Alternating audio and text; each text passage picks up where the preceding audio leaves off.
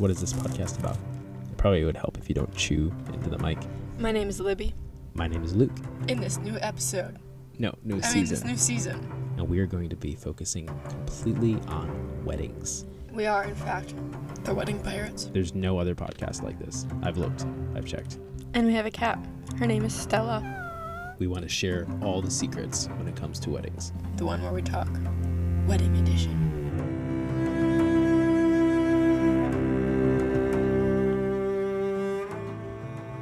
Do you hear that?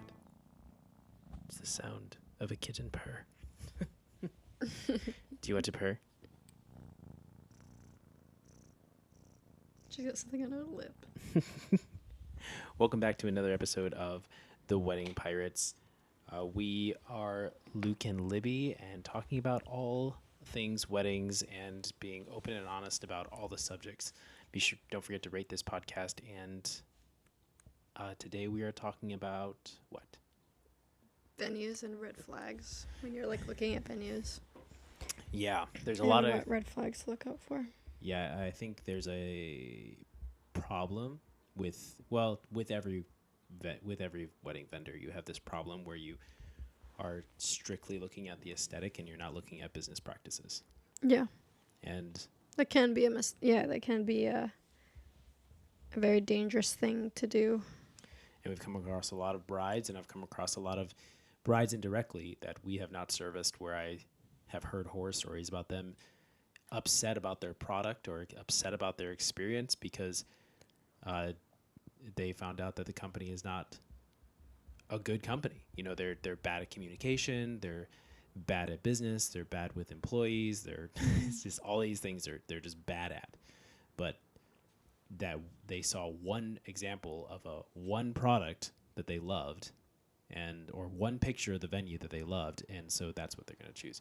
So we're going to particularly talk about venues and the things you need to be looking for aside from the aesthetic. Trust us, we love mansions, we love estates, we love castles, we love all of the Downton Abbey houses.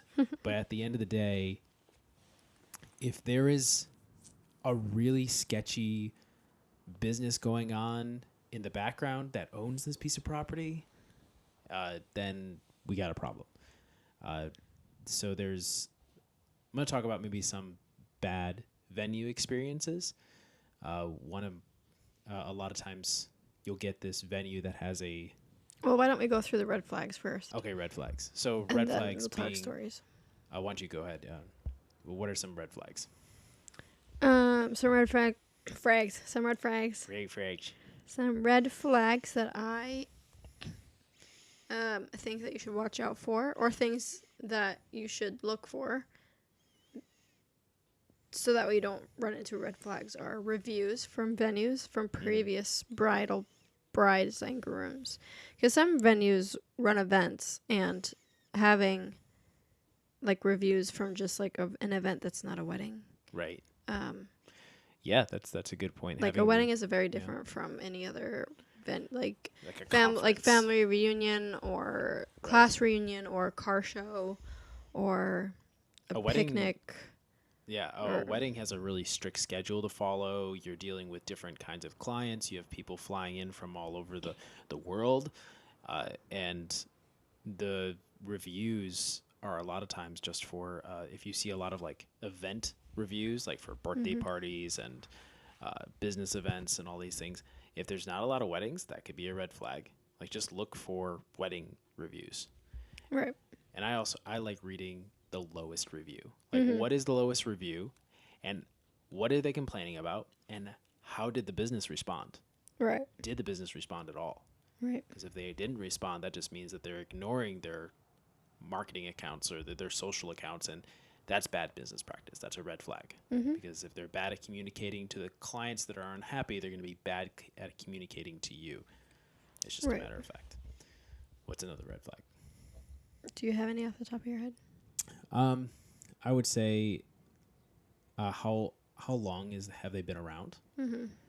You get, especially right now, because the wedding industry is so hot, you have a lot of couples like us, who start their wedding videography photography business, and they maybe get to the 8-year mark, maybe, and then they decide, let's open up a wedding venue. And they open up a wedding venue, and all the experience they have is just an aesthetic. They don't have any good business practice. Because they haven't been around as a business long enough to exercise good business practice. So you need to pay attention to how long has this venue been around and who owns it. How old are they? Are they experienced? Have they been around the area?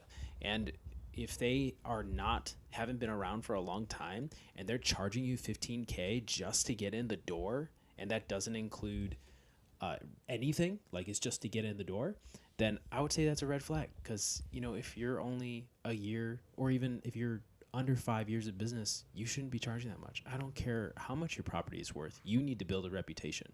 That's why, like for us, I don't plan, if we ever do open up a wedding venue, I want to open it up past closer to the 15-year mark, because then like I have contacts, I know people, we have revenue, and we have experience and beyond photography and videography. Right. Yeah. Yeah. I think another red flag is looking at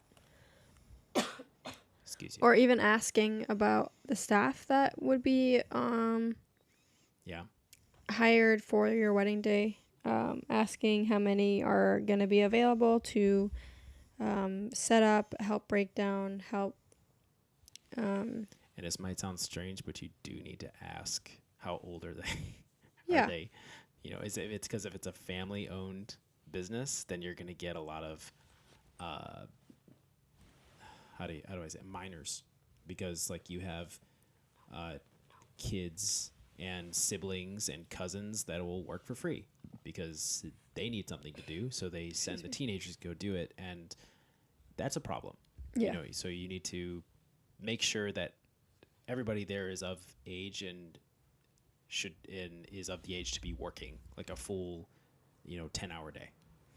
Yeah. I mean, sometimes the venue does provide like a lot of workers, but then also sometimes the caterers bring in the workers. So you just have to gauge that with Well, that's totally separate, vendor. Yeah. No, but like sometimes the caterer will like set up the tables and put all the tablecloths and all that, and sometimes the venue does that. So you just have to figure out like either or, whoever's doing it, figure out how many staff there are and what ages are they, and yeah. Yeah. Do you want to talk about your most recent experience with that particular topic?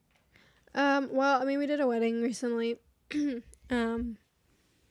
And the bride and I talked about this too. She was very upset about it. She said that the experience she had going into hiring this like venue as a place where they wanted to have the reception, she had really great communication with the manager.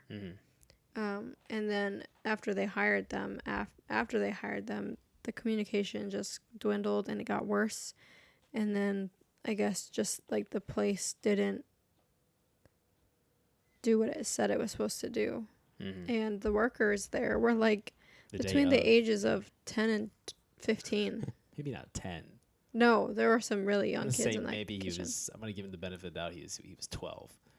Okay, yeah, the guys that were outside of the kitchen, but you didn't go in the kitchen like I did. In the kitchen? Yes. Oh, my word.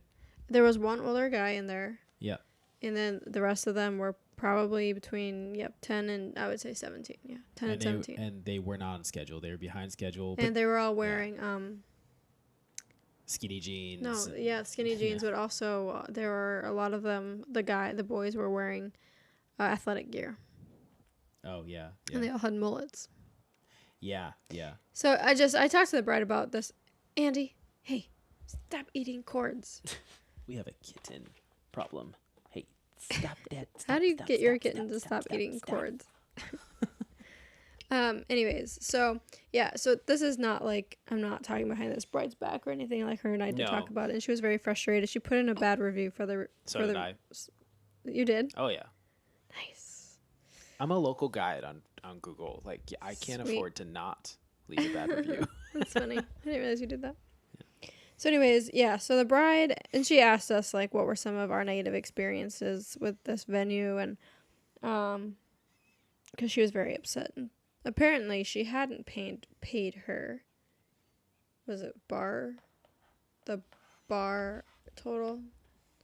Oh, you mean the second deposit? Yeah, I don't think she and her husband had paid it. So she was like, the lady behind the bar told me to not pay the second part of the cost of this venue because I was not pleased with how it was run on the day of my wedding. Yeah. But And that's a whole nother topic too. Like, you need to figure out how payment is happening. I mean, there's a lot of, if you have a gut feeling that this is kind of sketchy, go with your gut. I would say, like, especially when it comes to venue. But another red flag is maybe not having an up-to-date sound system in your venue, so that way your videographer can plug into the house if they need to. If the DJ doesn't have what they need, and you're going through the speakers in the house, then you need proper plugins for equipment for the videographer to plug into, so that way you have good audio for your video. And if it's a newer venue and they have a house system that they're going to be doing speeches on, that's not poor business practice. That's more so like not having the realization that this is going to be a wedding venue, and modern weddings want videography. There's not really a lot of weddings that don't have videography these days, and they want quality audio coming in for the speeches, because if there's 250 guests and all of them are clinking their glasses and all of them are still eating, some of them are still in line, some won't shut up, I'm not going to be able to pick up on my camera the audio that I need. So I need to be recording directly from their mouth to something. And I do have a backup, like like a little tiny pen mic that honestly has been a lifesaver. That whenever there has been a house mic or the DJ just won't let me plug into his system, which is honestly always a jerk move. That little thing has come in to save. You have backups for backups, so which you're very well prepared. But yeah, so that's maybe just one additional thing you can ask about the house system. And if you don't know questions to ask your venue about this house system, you can reach out to us and just say, hey, like what questions do I need to ask? Yeah. My venue about the sound system. Another red flag, or I don't know if this is more of like a red flag or just like a photographer and videographer's preference, but a natural light coming in. It's nice to have that natural light because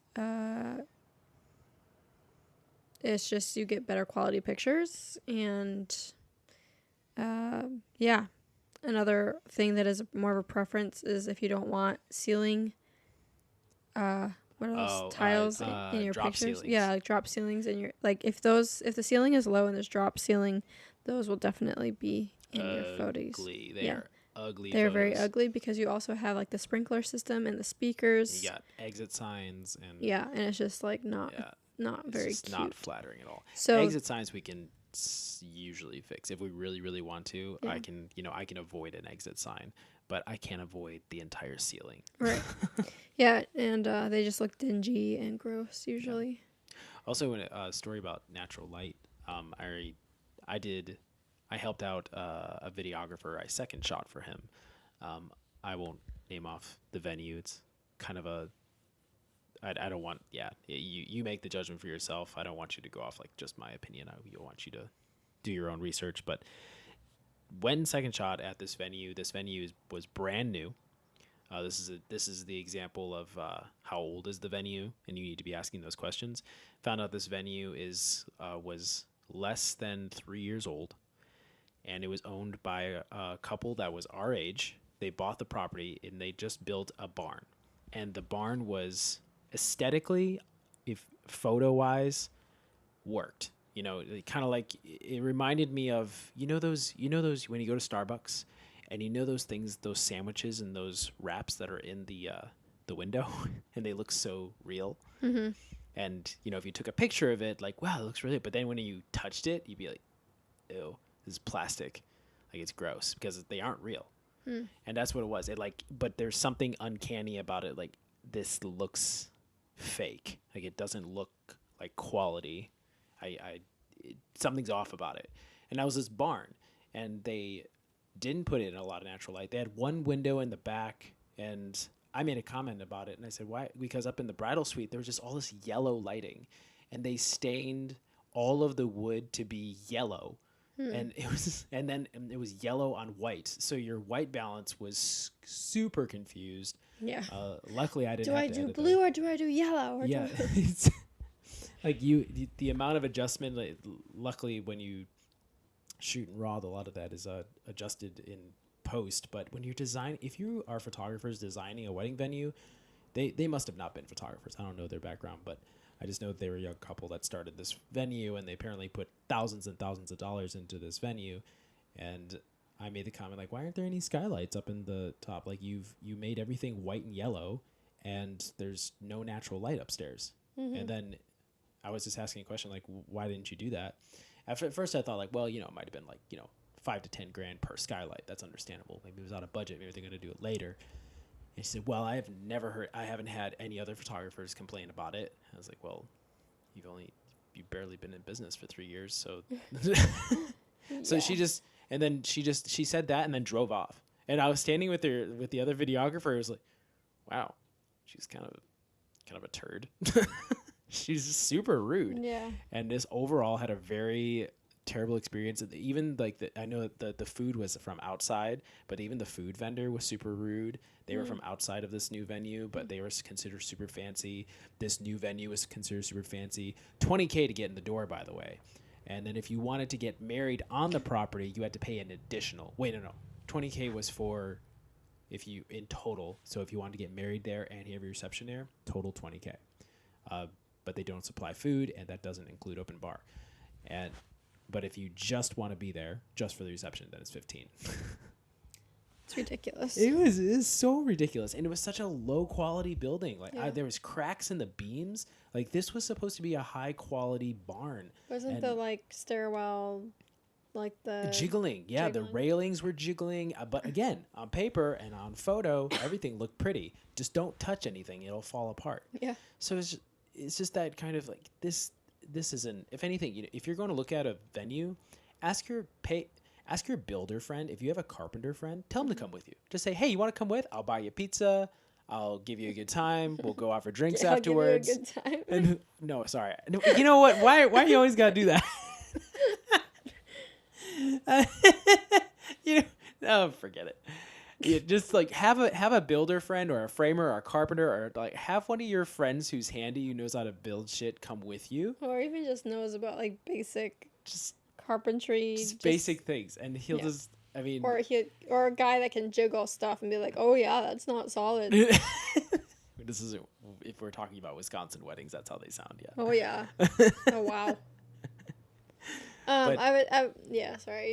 But I would say that I left them a bad review, and they actually ended up reaching out to me because they found our Instagram, and they messaged me, and they wanted to reconcile. They wanted to reconcile what? It's done. They were like, I'm so sorry that you had a bad experience. If there's anything we can do to like fix whatever. Fix what? You did it. This is my review. There it is. Yeah. I could add in that you said sorry. Yeah.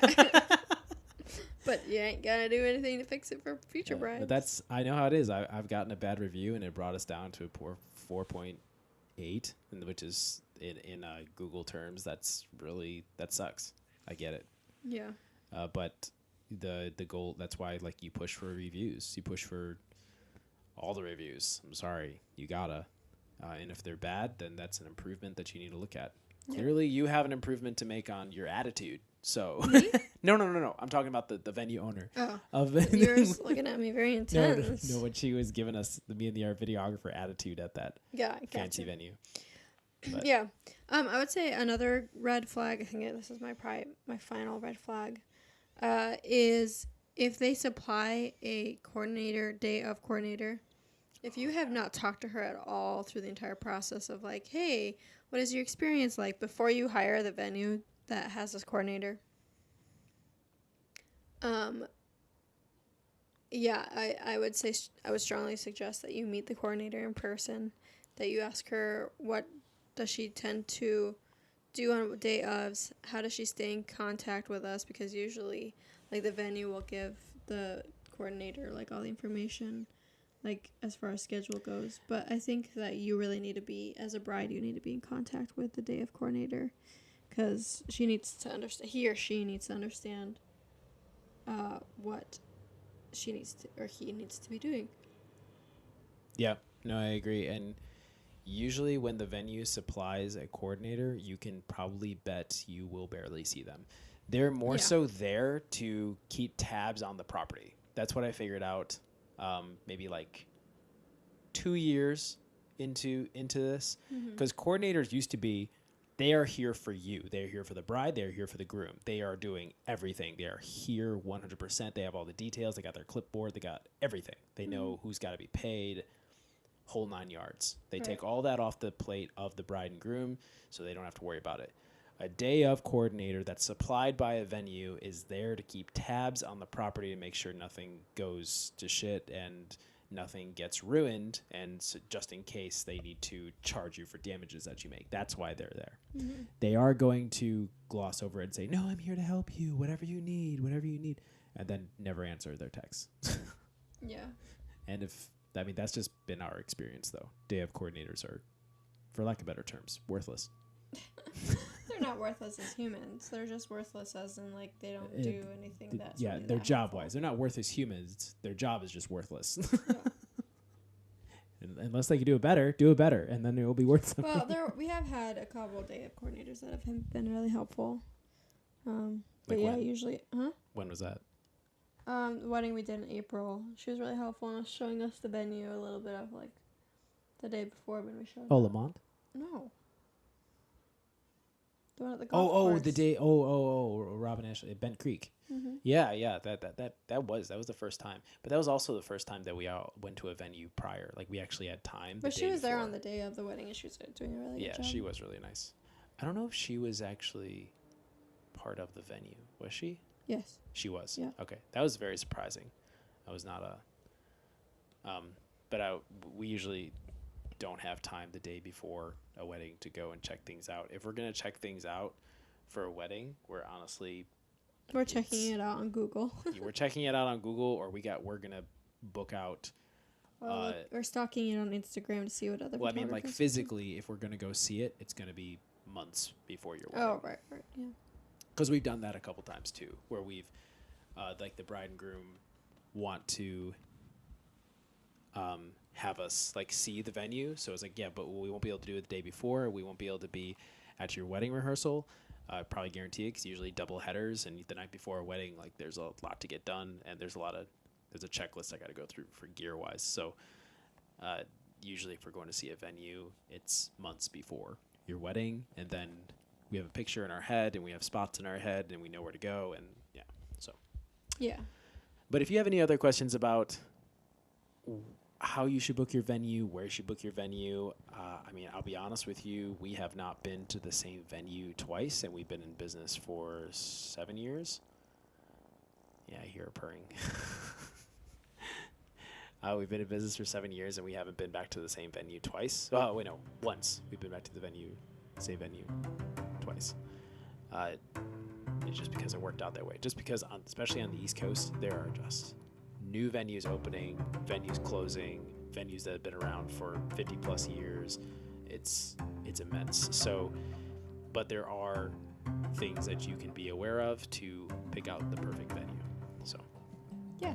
If you have any questions, be sure to reach out to us at Broadside Visuals on Instagram. Remember that we have a YouTube channel to check out all of our videography work. You can check out our Instagram work for photos, and our broadsidevisuals.com is our website. And remember, this is the one where we talk.